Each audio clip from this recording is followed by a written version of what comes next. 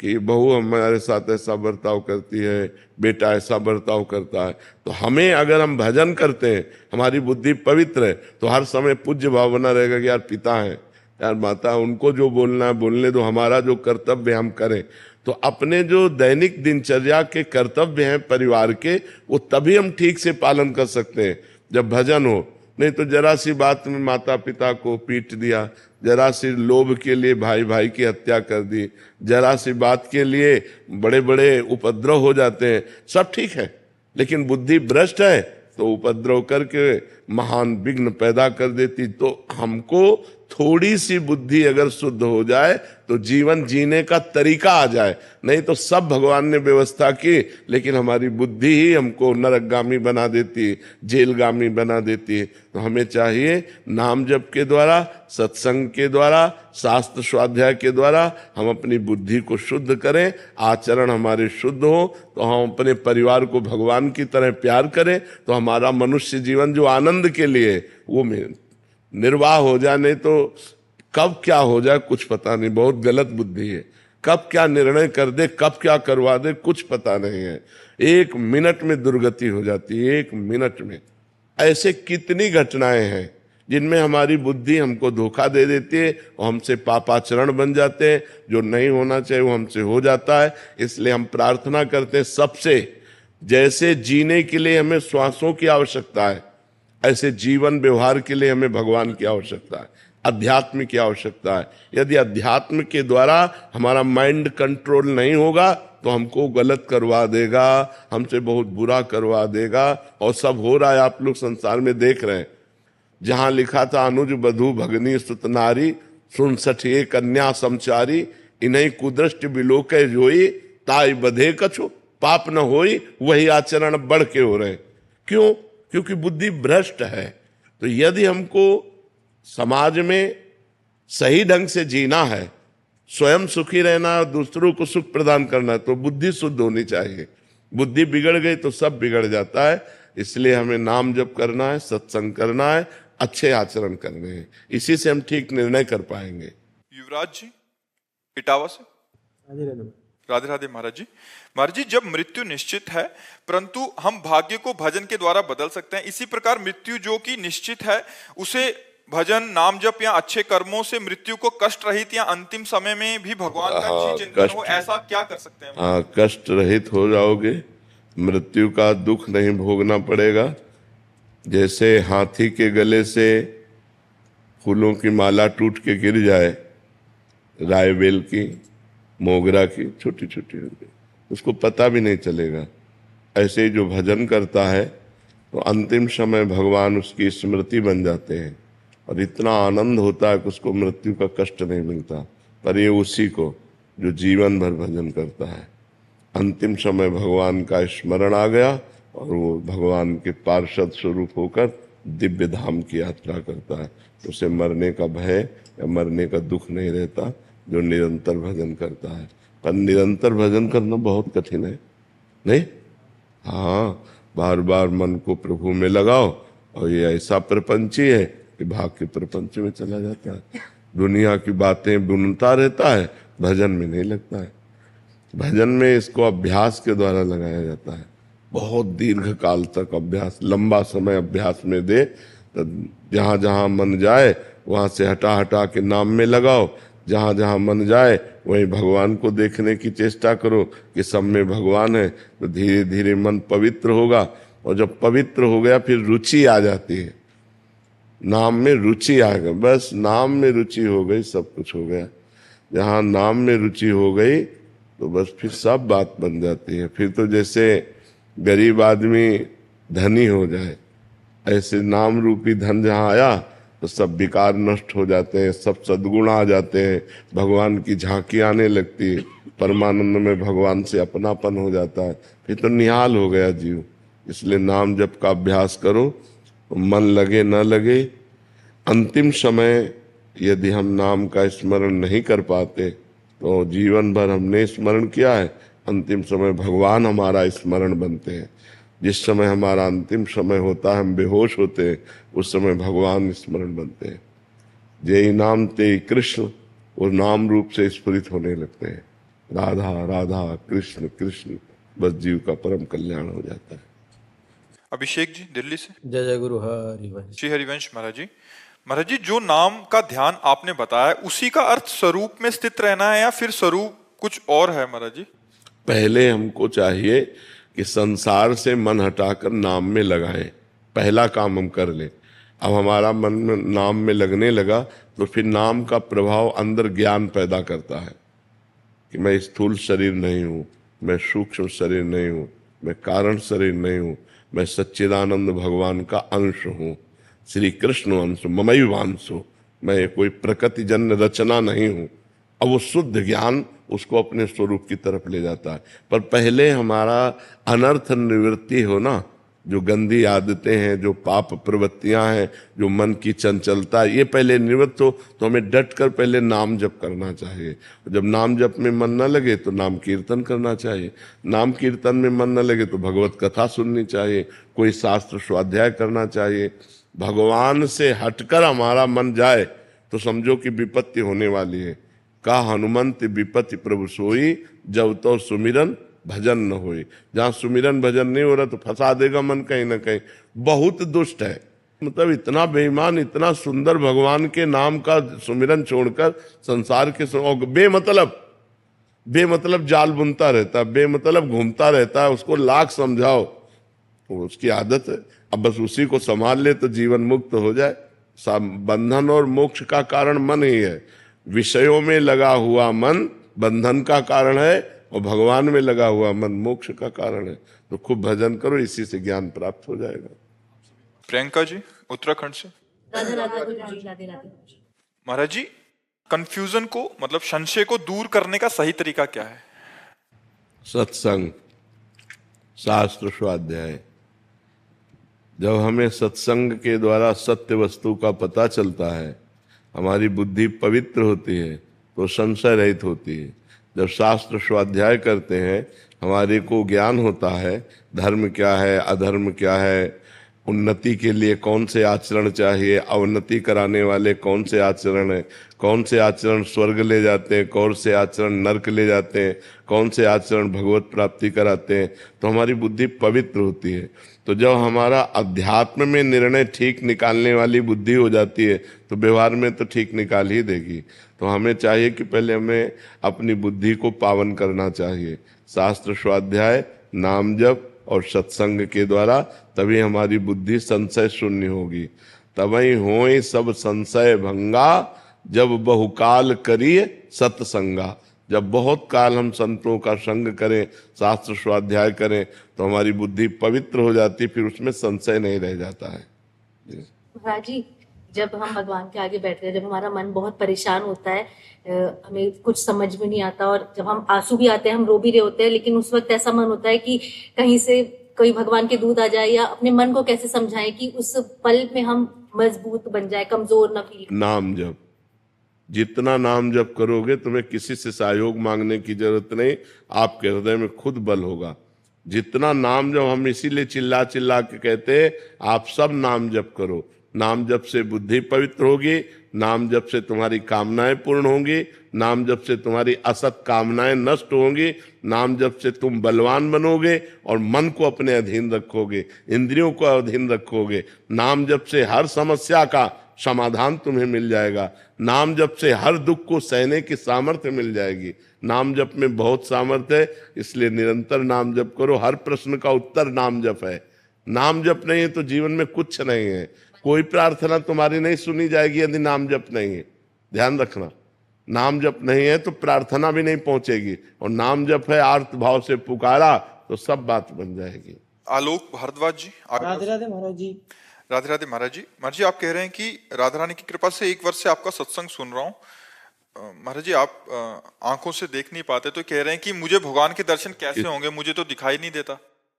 इन आंखों की जरूरत भी नहीं है, भगवान इन आंखों से दिखाई भी नहीं देते। इन आंखों से केवल माया देखी जा सकती है। 3 गुणों से रचित जो माया है, केवल माया देखी जा सकती है, मायापति को नहीं। मायापति को देखने के लिए दिव्य दृष्टि होती है और वो अंदर में होती है। तो जिस दिन भगवान तुम्हें दर्शन देना चाहेंगे उस दिन अंदर की दृष्टि खोल देंगे, भगवान का साक्षात्कार हो जाएगा। इन बाह्य दृष्टि से तो भगवान को देखा भी नहीं जा सकता, है तो सर्वत्र, कोई कण ऐसा नहीं जहां भगवान ना हो। हम भला देख पाते हैं क्या? नेत्रवान होते हुए भी अंधे हैं। केवल माया का रचा हुआ शरीर, माया का रचा हुआ संसार देख पाते हैं। तो भगवान को देखने के लिए जो दिव्य नेत्र चाहिए वो कभी अंधे हो ही नहीं सकते, वो अंदर विराजमान है। नाम जप करो, भगवान तुम्हारे भाव में आकर तुम्हें दर्शन दे देंगे।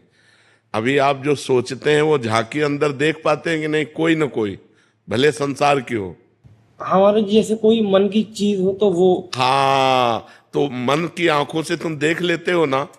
हाँ, मन की चीज आ जाती है। हाँ, जैसे कोई आप कल्पना कर रहे हो, तो आप मान लो कि महाराज जी कैसे हैं, आपने कल्पना की, तो आपके अंदर आई झांकी कि नहीं आई? लेकिन हाँ, इमेजिन हो जाएगा, एक समझ में। ये जैसे हम आपके सामने बैठे हैं, और आप भावना करो कि सुना है ना कि वो कैसे हैं, तो आप कल्पना कर सकते हो कि वो कैसे हैं। तो आपके मानस पटल पर वो झांकी आ जाएगी जैसी आपने कल्पना की। हाँ, आ जाएगी ना। हाँ, तो इसका मतलब है कि वो नेत्र हैं जिन नेत्रों से हम भगवान देख सकते हैं, क्योंकि जो ही हम भावना करेंगे वैसे ही हमारे अंदर भावना में भगवान जाकी रही, भावना जैसी प्रभु मूर्ति देखी तिन तैसी। इसलिए तुम नाम जप करो, ये तो चिंता मत करो कि बाहरी नेत्र नहीं तो हम भगवान को कैसे देख पाएंगे। अंदर के भगवान तो तुम्हारे अंदर बैठे हुए हैं, जिस दिन कृपा करेंगे अंदर ही मिल जाएंगे, तुम्हें चिंता नहीं करनी, ठीक है? और खूब नाम जप करो, प्रसन्न रहो, ये कभी शोक मत करना कि मेरी आंखें नहीं हैं। नहीं, जिनकी आंखें बाहरी नहीं होती उनकी आंखें भगवान होते हैं, चिंता मत करो, ठीक है जी। टीना जी जोधपुर से। राधे राधे महाराज जी। महाराज जी, हम जो भी नया कार्य करते हैं उसमें हमें विफलता ही मिल रही है, तो क्या ये एक समय का फेर है या थोड़े समय के लिए नया कार्य रोक देना चाहिए ऐसे? नहीं, पूर्व में हमारा प्रारब्ध जो है वो अशुभ जोरदार है, इसलिए हमको सफलता नहीं प्राप्त हो पा रही। जैसे हमारे दो प्रकार के कर्मों से शरीर बना हुआ है, शुभ कर्म मतलब पुण्य, अशुभ कर्म मतलब पाप। जब हमको दंड भुगताया जाएगा तो विपत्ति, असफलता, पराजय, तिरस्कार, अपमान, निंदा, ये हमको मिलेंगे, क्योंकि इन्हीं के द्वारा दुख हमें प्राप्त होता है। और जब हमारे पुण्यों का नंबर आएगा तो सफलता, सम्मान, प्रशंसा, सत्कार, ये हमको प्राप्त होंगे। तो हमें धैर्य रखना चाहिए, कार्य को रोकना नहीं है, कार्य को हमें करते रहना है। हम एक दिन विजय को प्राप्त होंगे, क्योंकि वो पाप कर्म बराबर थोड़ी बना रहेगा, वो भुगता के खत्म हो जाएगा। अच्छा, उसको जल्दी नष्ट करने के लिए नाम जप करो, भगवान का नाम जप करते हैं, एक नियम लेकर के नाम जप करो। वो काउंटर चला है आजकल नया, तो एक गिनती रखो, 10,000 नाम, 20,000 नाम, 50,000 नाम, रोज नाम जप करो, भगवान से प्रार्थना करो, पूर्व प्रारब्ध क्षय होगा, हर कार्य में सफलता मिलती चली जाएगी। और कोई भी कार्य करने के लिए भगवान का सुमिरन करना अत्यंत आवश्यक है। हनुमान जी लंका में जब प्रवेश हुए तो कैसे प्रवेश हुए? भगवान का सुमिरन करते हुए। प्रविश नगर की जय सब काजा, हृदय राख कौशलपुर राजा। भगवान का हृदय में चिंतन है तो विजय ही विजय है। भगवान का चिंतन करो, कभी गलत आचरण मत करो और नाम जप करो, आज नहीं तो कल सफलता जरूर प्राप्त होगी। आशा गोस्वामी जी बरसाना से। राधे राधे। राधे राधे महाराज जी। महाराज जी, जब भी मेरे ऊपर कोई परेशानी आती है, श्री जी मेरे साथ रहती है, मुझे पूरा पक्का भरोसा होता है कि मेरे साथ कुछ गलत नहीं होगा। लेकिन कुछ समय बाद कभी कभी कुछ बात पे भरोसा टूट जाता है महाराज जी, ऐसे में टेंशन होने लग जाती है, मेरे साथ ऐसा क्यों हुआ, क्यों होता है महाराज जी? राधा नाम जप करो, अधिक से अधिक राधा नाम जप करो, तो हमारी जब बुद्धि पवित्र होगी तो संशय नहीं होगा। थोड़ी बुद्धि मलिन है तो उसी में संशय उत्पन्न हो जाता है, और नहीं तो भरोसा करो, लाडली जी तो परम कृपालु हैं, परम दयालु हैं। कृपालुता दयालुता की समुद्र हैं स्वामिनी जी, और आप उनकी सखी हैं। मान लो उनकी गोस्वामी परिकर से हैं तो आप उनकी सखी हैं, फिर चिंता क्या करना। और देखो, ये बात हमको दिमाग में रखनी है कि जैसे दिन आया है तो रात्रि आएगी पक्का, ऐसे सुख आया है तो दुख आएगा। ये संसार में हमारा जन्म हुआ है तो यहाँ सुख दुख से संघर्ष झेलना पड़ेगा। भगवान का अवतार हुआ तब सुख दुख झेलना पड़ा, अपने तो मनुष्य है।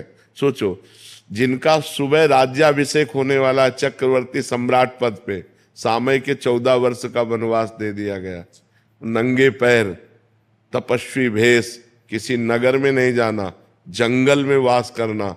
सोचो, जो राजकुमार जहाँ सुंदर कोमल गद्दे बिछे हैं वहां चरण रखते हैं राम जी, वही सिया जी, वही लक्ष्मण जी कंक्रीट कांटों से भरे हुए जंगल में 14 वर्ष व्यतीत करने के लिए।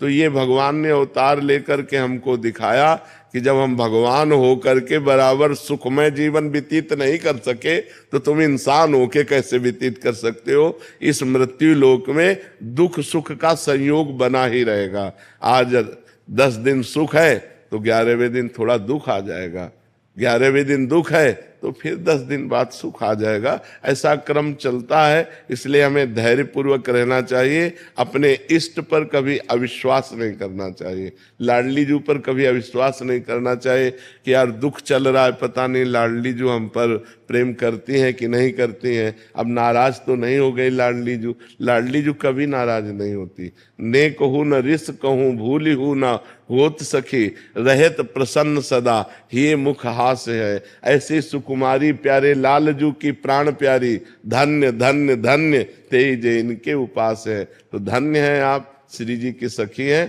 खूब नाम जप करो और हर परिस्थिति में लाडली जू की जय बोलो, संशय मत करो हृदय में। आयुषी मित्तल जी कैथल से। राधे राधे महाराज जी। महाराज जी, आप कहते हैं कि एक प्रभु का ही ध्यान करना चाहिए, क्या इसका ये मतलब है कि हम केवल उनका ध्यान करें, बाकी किसी भगवान के मंदिर में ना जाएं? प्रभु का मतलब क्या है? राम जी प्रभु, शंकर जी प्रभु, कृष्ण जी प्रभु, पार्वती जी प्रभु। प्रभु तत्व है, वही विविध रूप धारण किए। तुम्हारी जहां रुचि हो तो आ जाओ। मन हो हनुमान जी को पूजो, मन हो राम जी को पूजो, मन हो शंकर जी को पूजो, मन हो श्याम जी को पूजो, वही तो प्रभु है।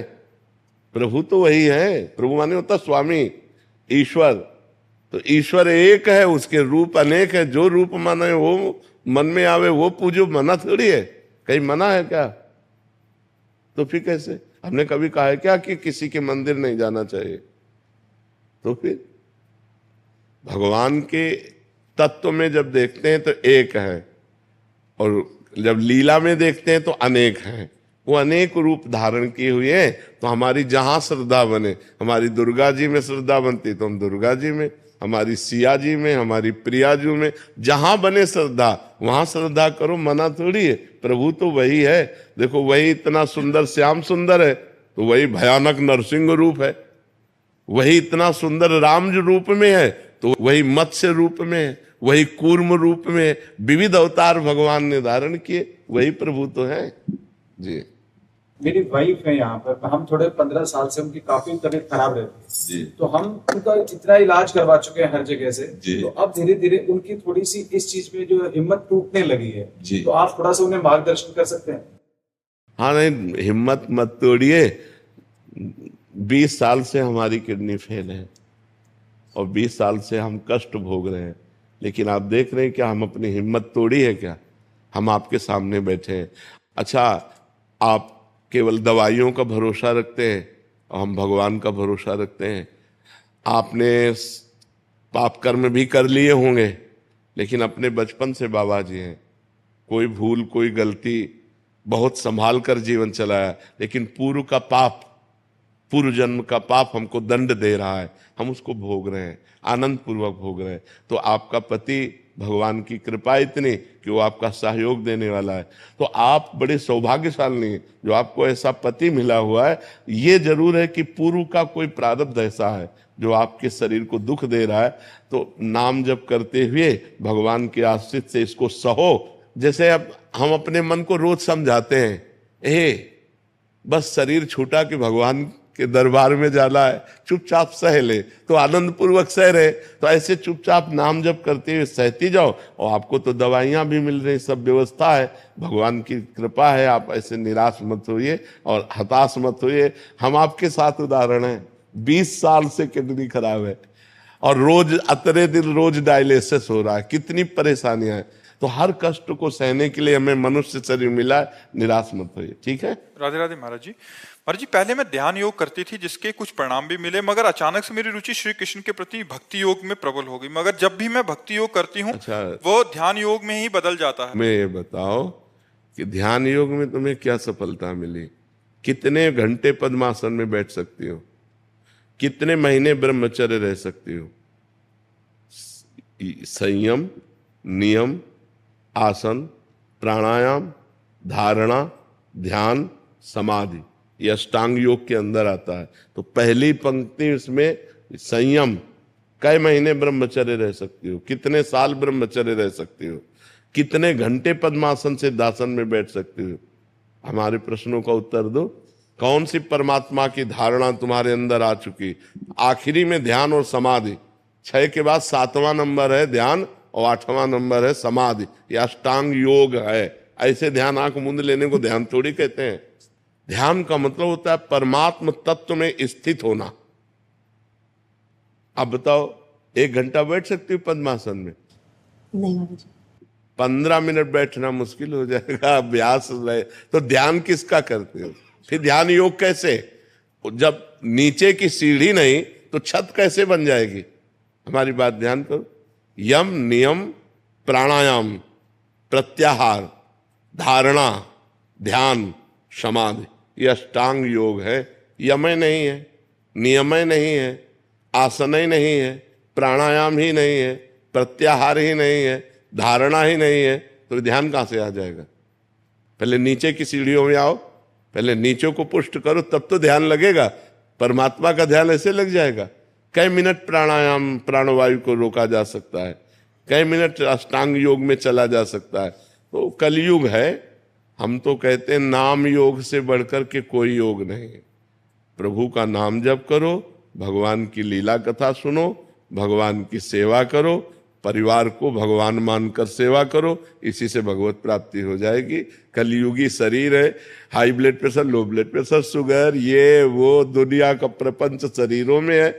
अष्टांग योग करोगे, अष्टांग योग तो बहुत बड़ी बात है। ध्यान योग तो योगियों का विषय है जी। समझ पा रहे हो आप? ये कह रहे हैं इनके आज्ञा चक्र में स्पंदन होने लग जाता है, ऐसा करके।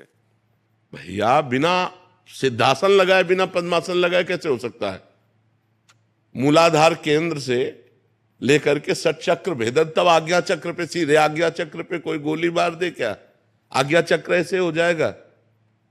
अरे राधा राधा जपो, कृष्ण कृष्ण जपो, हरि हरि जपो, तुम्हारी एक एक श्वास सार्थक हो जाएगी। जो कुछ नहीं जानता और राम राम कह रहा है ना, वो आध्यात्मिक उन्नति को प्राप्त हो रहा है।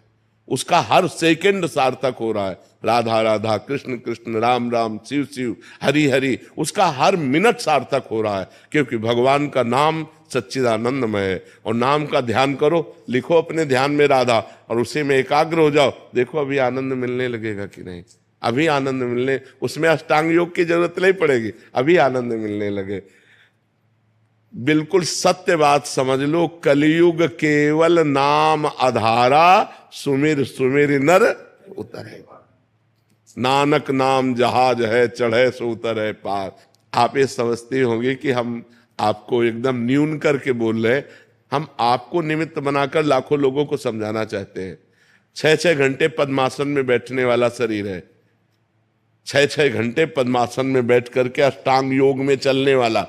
अष्टांग योग में चल, अब तो किडनी फेल है, तब भी भगवान की कृपा से, जहां 10 मिनट 20 मिनट किडनी फेल नहीं बैठ सकता, वहां भगवान की कृपा से साधन चल रहा है। अब बैठे हैं, सुबह से ही तो बैठे हैं। हाँ, ये जरूर है कि तकिया वकिया लगाए बैठे, कि दर्द होने लगता है तो इधर इधर ऐसे कर लेते हैं। लेकिन ये पूर्वाभ्यास है जो आज भी हमें साधन में लगाए, दोनों किडनी फेल, डायलिसिस होने पर भी।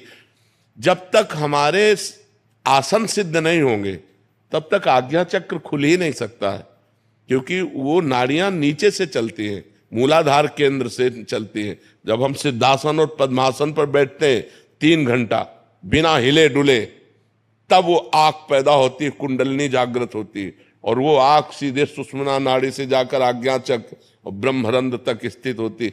बहुत बड़ी ताकत है। 3 घंटे क्या 30 मिनट आप सिद्धासन या पद्मासन में बैठकर देखो, तुम्हारे होश न उड़ जाए तो बताना। 30 मिनट टांग पे टांग चढ़ा करके पद्मासन जो होता है, कमलासन जिसे कहते हैं, आप बैठो, जांघें फटने लगेंगी, शरीर टूटने लगेगा, उसको सहन करने की सामर्थ्य, तब जाकर जब शांत एकदम, वायु, मन, ब्रह्मचर्य तीनों का समावेश है, प्राणवायु, ब्रह्मचर्य और मन तीनों एक है। अगर आपका प्राणवायु सूक्ष्म है, ब्रह्मचर्य ठीक है, मन एकाग्र है, अब ध्यान लग जाएगा।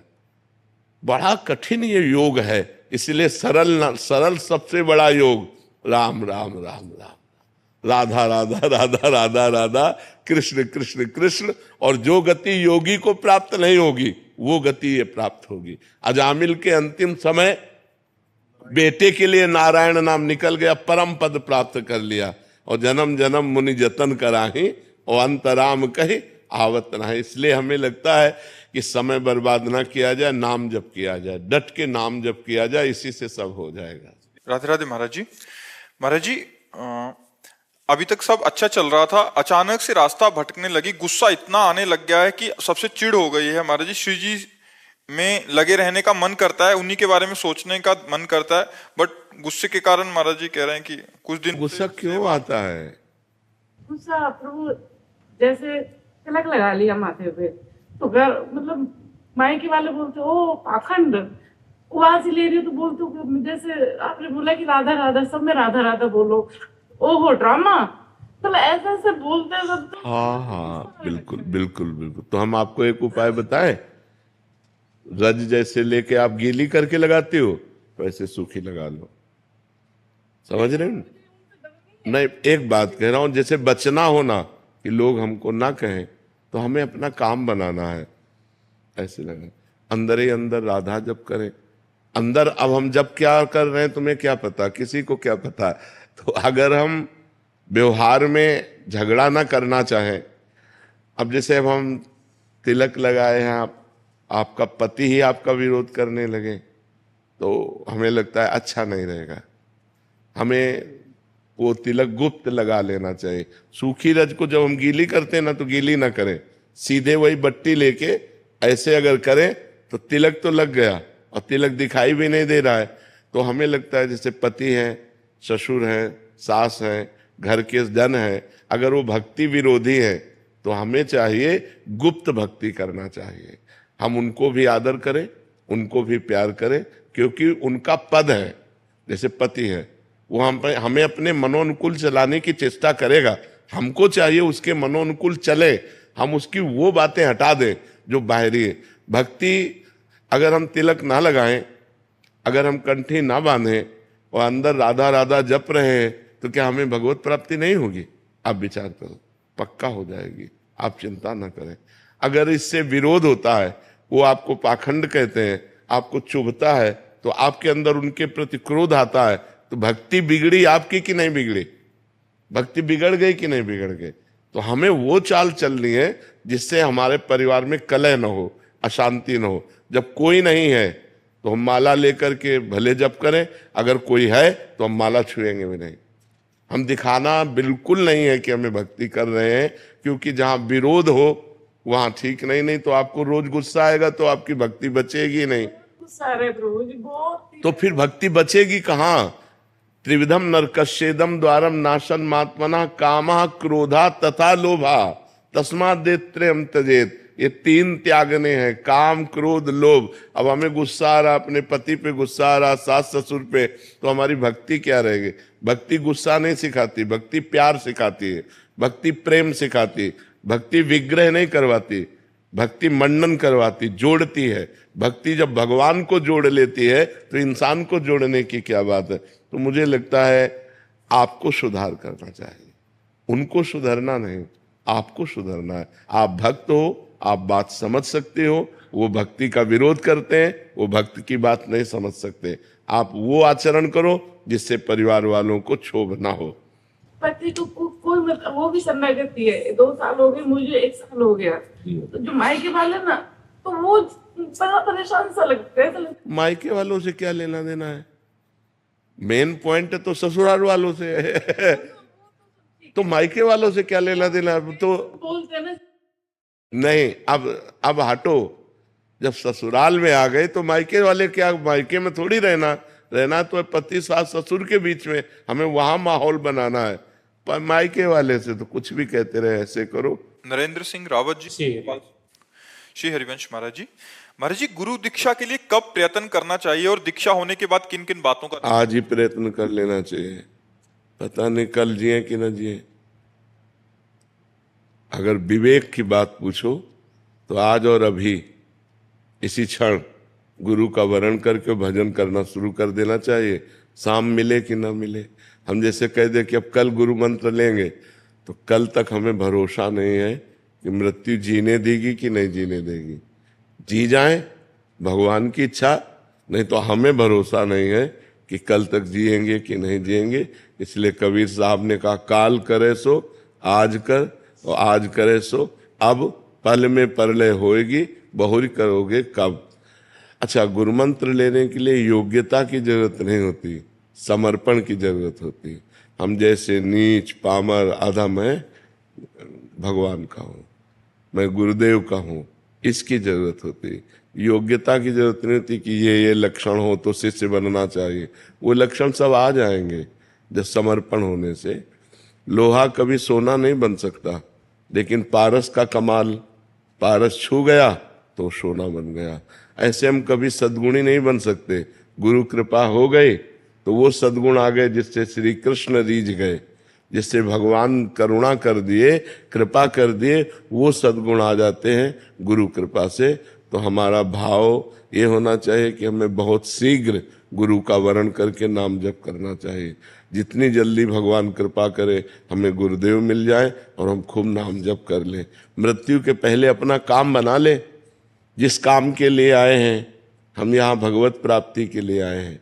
मानव जीवन अच्छे आचरण करके भजन करते हुए श्री कृष्ण प्राप्ति के लिए है। समझ पा रहे हैं? तो जब हमारा प्रबल भाव बन जाए, हमें गुरुदेव का वरण कर लेना चाहिए, ज्यादा इंतजार नहीं करना चाहिए, नहीं तो मृत्यु का कोई भरोसा नहीं है, कब हमारे शरीर को छीन ले। तो मान लो अभी गुरु मंत्र लिया, अभी प्राण निकल गए तो अभी भगवत प्राप्ति हो जाएगी। अभी गुरु मंत्र लिया और उसी को जपने लगे और हमारे प्राण निकल गए तो अभी भगवत प्राप्ति हो जाएगी। इसलिए हम चाहें कि हमारा कोई सेकेंड भगवान से विमुख न जाए, कोई मिनट भगवान की स्मृति रहित न हो। 2 साल से मैं यही सोच रहा था कि दीक्षा लूं या 2 ना। साल से सोच रहा था। हाँ, ये गलत काम थोड़ी है, गलत काम को लंबा ताड़ा जाता है। मुझे ऐसा लग रहा था मेरे अंदर ये विकार, मतलब नहीं तो हमारी बात समझे आप। हाँ, कि हम जैसे हैं, हम जैसे हैं। अब विकार दूर कब होते हैं? जब भगवान का नाम जप करते हैं, गुरु की शरण में होते हैं, साधु संग करते हैं, तभी तो हमारे दुर्गुण नष्ट होते हैं। हम दुर्गुण नष्ट करके सदगुरु की शरण में जाए, ऐसा तो असंभव है। सदगुरु की शरण होने पर दुर्गुण नष्ट हो जाते हैं, ये संभव है। तो हमें लगता है हम जैसे हैं, जैसे गंदे हैं, ऐसे हम शरण में हो जाए तो हमारा काम बन जाएगा। विवेक यादव जी, गाजियाबाद से। राधे राधे। राधे राधे महाराज जी। महाराज जी, परीक्षा में कुछ असफलताओं के बाद मन व्यथित रहता है। एक तरफ लगता है कि मैं कहीं अपने साथियों से पीछे छूटता जा रहा हूं, दूसरी तरफ लगता है अगर सफल नहीं हुआ तो मेरा क्या होगा। महाराज जी, ऐसे में महाराज जी मेरा मार्गदर्शन करें। हाँ बिल्कुल, ये नई अवस्था में ये सोच तो होती है। अगर बच्चा, हम एकाग्रता पूर्वक अपने पाठ को, तो हमें लगता है कि फेल कैसे हम हो गए। आपके ग्रंथ इतने बड़े बड़े नहीं, हमारे ग्रंथ इतने मोटे मोटे हैं। स्वाध्याय हर चीज का 10 साल पहले पढ़ा होगा, अगर वो बात पूछोगे तो अभी 10 मिनट में पूरी उसकी व्याख्या करके बता देंगे। अगर आप प्रयासरत हो, प्रयत्नरत हो, तो अपने विषय में असफल कैसे हो जाते हो? या तो आप ब्रह्मचर्यहीन हो रहे हो, इधर उधर प्रपंच कर रहे हो, अपनी पढ़ाई से विमुख आचरण कर रहे हो, मनोरंजन कर रहे हो। नहीं तो बच्चा, अपने चैप्टर को हमें 1 साल दिया जाता है, 1 वर्ष दिया जाता है अपने चैप्टर को कंठस्थ करने के लिए, पुष्ट करने के लिए। कितनी पढ़ाई होगी? बिल्कुल, मतलब जिस विषय में लगो उस विषय में एकदम। तो हम कह रहे हैं तुम्हारा जो चैप्टर है हम उसे कंठस्थ कर सकते हैं। तो हम इतने कमजोर क्यों हैं कि हम फेल हो जाते हैं? अगर ये हो कि भाई टीचर कोई पक्षपात करता है तो बात अलग है, नहीं तो हम फेल क्यों हो जाते हैं? कहीं ना कहीं हम गलत हैं, हम अपनी गलती को सुधारें। और असफलता मिलना सफलता का एक प्रतीक है कि हमें और जोश आना चाहिए। आप जीवन में कभी असफल नहीं होंगे। रात दिन पढ़ाई करो, ब्रह्मचर्य से रहो, भगवान का नाम जप करो, माता पिता की आराधना करो। कौन सी उन्नति जो तुम्हारे चरणन चूम ले, कौन सी उन्नति जो चरणन चूम ले।